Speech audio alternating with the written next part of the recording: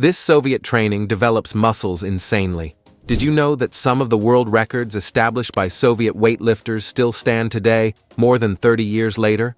This is no coincidence. The USSR invested billions in sports science and analyzed thousands of elite athletes over 4 decades. The result? An arsenal of training techniques that transformed ordinary men into super athletes. And today, you'll discover 8 exercises they used to build strength and muscle mass so efficiently.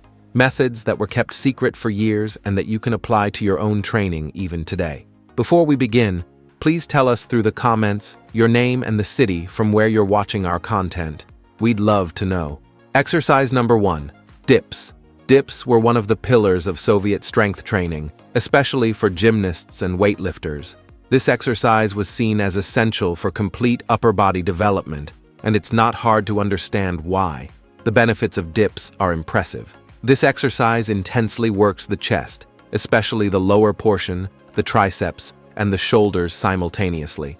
Additionally, because it's a compound movement that requires stabilization, it also recruits the core, back muscles, and even the forearms.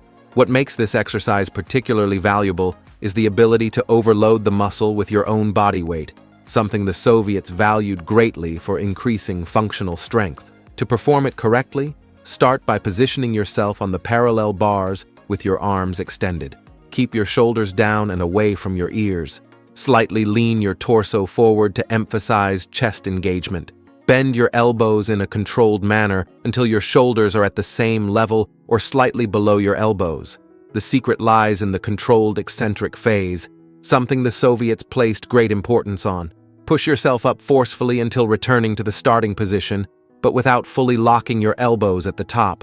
Soviet coaches typically recommended 3 to 4 sets of 6 to 12 repetitions, depending on conditioning level. The ideal rest time is 90 to 120 seconds between sets, allowing sufficient recovery to maintain movement quality. A common mistake is not descending enough. Many people only perform a partial movement, drastically limiting the benefits.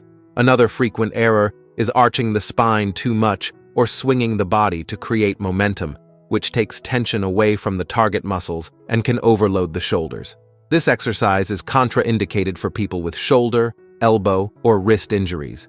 If you feel joint pain during execution, it's best to consult a professional before continuing. Exercise number 2. Box jump. Box jumps were fundamental in plyometric training developed by Soviet scientists in the 60s, under the leadership of Yuri Verkhoshansky. This explosive exercise was used not only by weightlifters, but also by Soviet runners, jumpers, and wrestlers. The benefits of box jumps go far beyond aesthetics. This exercise develops explosive power in the legs, improves neuromuscular coordination, and significantly increases the recruitment capacity of fast-twitch muscle fibers. The Soviets discovered that this type of training activated a greater number of motor units simultaneously, leading to strength gains that would not be possible with traditional training alone. To perform it correctly, position yourself at a short distance from the box. Start in a semi-flexed position, with feet shoulder-width apart and arms behind you. Perform an explosive movement, swinging your arms forward and upward while pushing off with your legs. The goal is to land softly on the box, with knees slightly bent to absorb the impact. The beauty of this exercise lies in its ability to work the posterior and anterior chains of the legs in perfect synchrony. Remember that the landing phase is as important as the jump itself. When you land on the box, your legs should be only slightly bent, not completely squatted. This ensures that force is properly absorbed without overloading the knees. An error I see many people make is choosing a box that's too high from the start, compromising technique and increasing injury risk. Another common misconception is landing with feet too far apart or knees pointed inward, which places excessive stress on the joints. Soviet trainers typically recommended 3 to 5 sets of 5 to 8 repetitions, with complete rest of 2 to 3 minutes between sets. This allows total recovery of the nervous system between efforts, maximizing power in each jump. Box jumps are contraindicated for people with joint problems in the knees, ankles, or hips. They should also be avoided by people with uncontrolled high blood pressure or significant balance problems. Exercise number 3. Bent over barbell row. The bent over barbell row was a central exercise in the Soviet arsenal for building powerful backs. The Russians understood that strong backs were fundamental not only for athletic performance, but also as a structural base for other lifts. The benefits of this exercise are comprehensive. It intensely develops the back muscles, including the latissimus dorsi, spinal erectors, middle and lower trapezius, and rhomboids. Additionally, it secondarily works the biceps and forearms. What many people don't know is that the bent-over row also strengthens the lower back isometrically, improving core stability and posture, something the Soviets valued immensely for their athletes. To perform it correctly, position yourself with feet shoulder-width apart, holding the bar with hands slightly wider than shoulder width. Slightly bend your knees and lean your torso until it's almost parallel to the floor, maintaining a neutral spine position. The secret is in pulling the bar toward your abdomen, not your chest, contracting the shoulder blades at the end of the movement. The elbows should pass close to the body, not open to the sides. Control the descent of the bar, taking advantage of the eccentric phase to maximize the stimulus. Soviet protocols typically recommended 3 to 4 sets of 6 to 10 repetitions with challenging loads. The ideal rest time is approximately 90 to 120 seconds between sets, allowing sufficient recovery without losing the training stimulus. A common mistake is using body momentum to lift the bar, swinging the torso. Soviet trainers were rigorous about technique, emphasizing that each repetition should be controlled and without cheating. Another frequent error is not maintaining a neutral spine position, excessively arching or rounding the back. This exercise is contraindicated for people with acute lower back problems or disc herniations. Individuals with shoulder mobility limitations should also be cautious and possibly opt for variations such as the unilateral row. Before we continue, don't forget to subscribe to the channel. Having constant access to science-based information is what will help you progress with health in the long term in the world of bodybuilding. Exercise number 4, military press. The military press was a pillar of Soviet training, especially for their Olympic lifters and military personnel. This exercise was valued for developing strong and stable shoulders, essential for both athletic performance and the imposing posture that the Soviets prized so highly. The benefits of the military press are comprehensive and potent. It intensely works all 3 heads of the deltoid, but also secondarily recruits the triceps, trapezius, and core stabilizing muscles. The beauty of this exercise lies in its ability to develop functional strength applicable in numerous athletic and everyday situations. The Soviets observed that athletes with strong shoulders performed better in virtually all sports that required pushing or throwing. To perform it correctly, stand with feet shoulder-width apart. Hold the bar at the front of your shoulders with hands slightly wider than shoulder width. Keep your core contracted and avoid arching your lower back. The secret is in pressing the bar directly upward, keeping it in line with the middle of your head, not in front of your body. Upon reaching full arm extension, take a brief pause and then lower in a controlled manner to the starting position. The Soviets typically recommended 3 to 5 sets of 5 to 8 repetitions for strength development, with rest of 2 to 3 minutes between sets. For athletes seeking hypertrophy, they increased to 8 to 12 repetitions, with shorter rest, 60 to 90 seconds. A common mistake is excessively arching the lower back to compensate for lack of shoulder mobility. Soviet sports scientists emphasized the importance of maintaining spinal neutrality throughout the movement. Another frequent error is tilting the head backward, which can compromise the cervical spine. The head should remain in a neutral position, looking forward. This exercise is contraindicated for people with shoulder problems, such as impingement syndrome or rotator cuff injuries. Individuals with limitations in shoulder mobility should first work on this aspect before progressing to heavy loads. Exercise number 5, pull-up bar. The pull-up bar was considered by the Soviets a definitive test of strength relative to body weight. In Soviet military academies and Olympic training centers, the ability to perform multiple repetitions on the pull-up bar was seen as a crucial indicator of physical preparation. The benefits of this exercise are exceptional.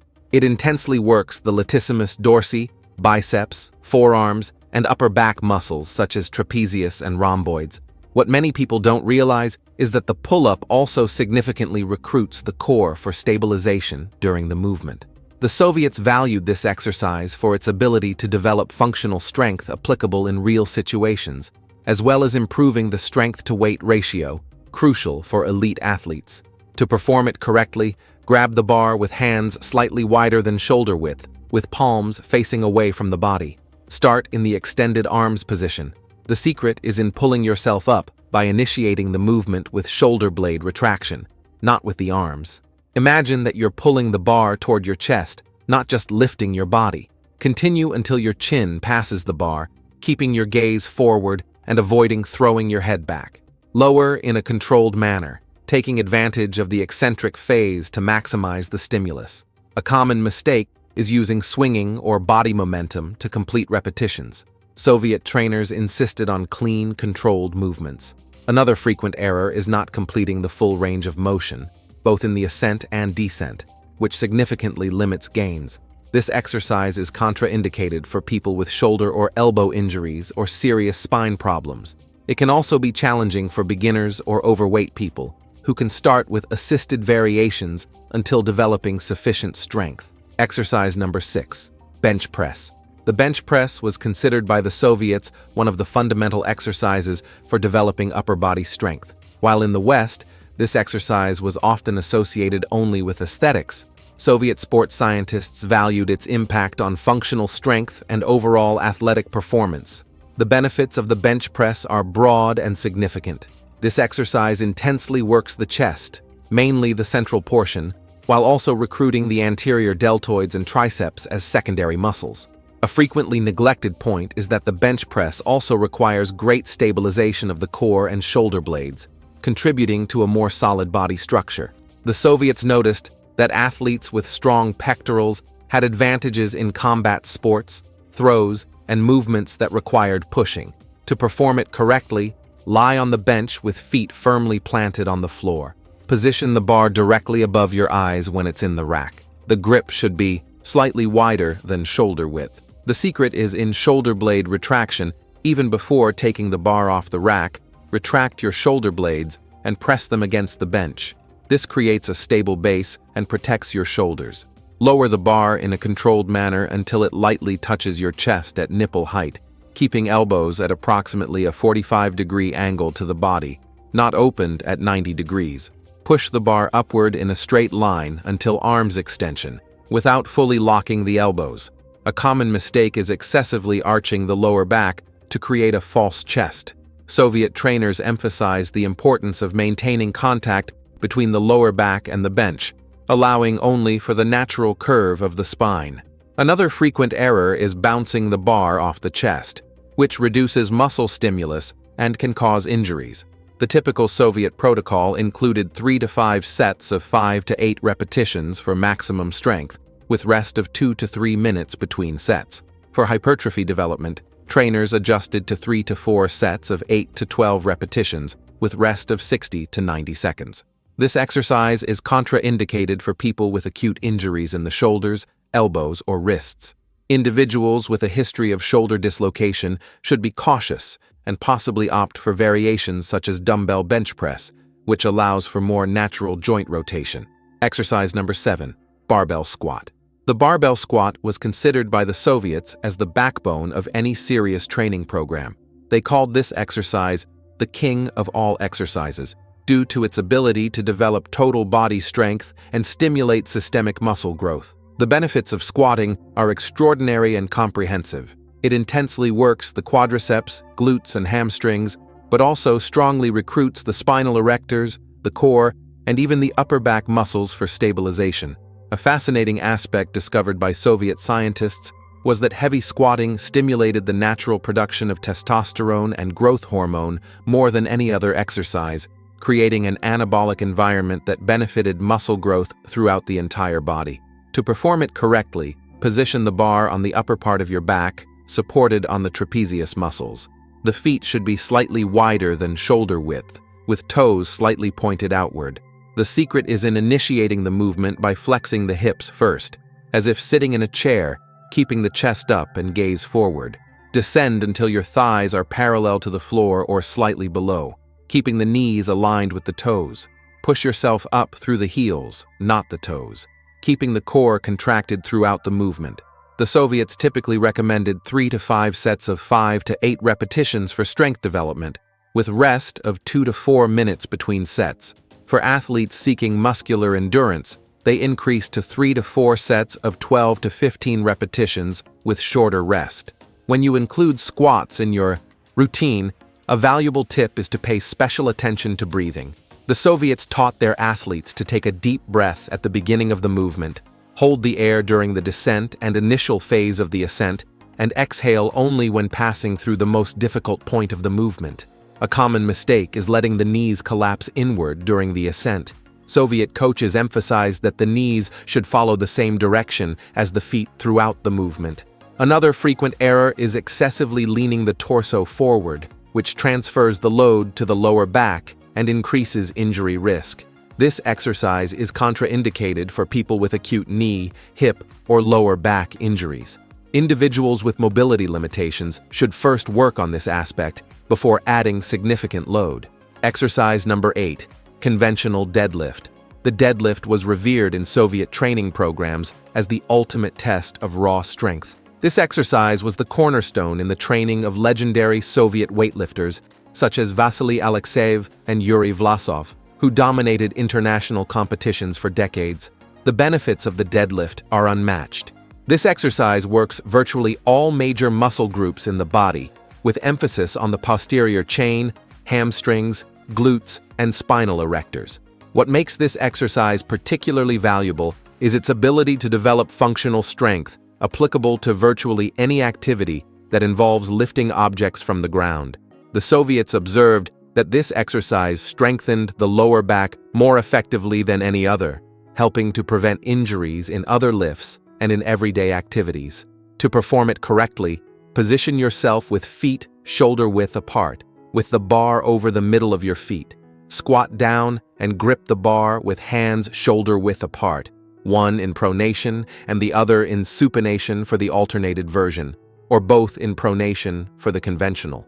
The secret is in maintaining a neutral spine position throughout the movement, neither excessively arched nor rounded. Initiate the movement by pushing the ground with your feet, first extending the knees while keeping the shoulders over the bar. When the bar passes the knees, complete the movement by pushing the hips forward until fully erect, with shoulders back. Soviet protocols generally recommended 3 to 4 sets of 3 to 6 repetitions with challenging loads. The ideal rest time was longer for this exercise, approximately 3 to 5 minutes between sets, allowing complete recovery to maintain impeccable technique.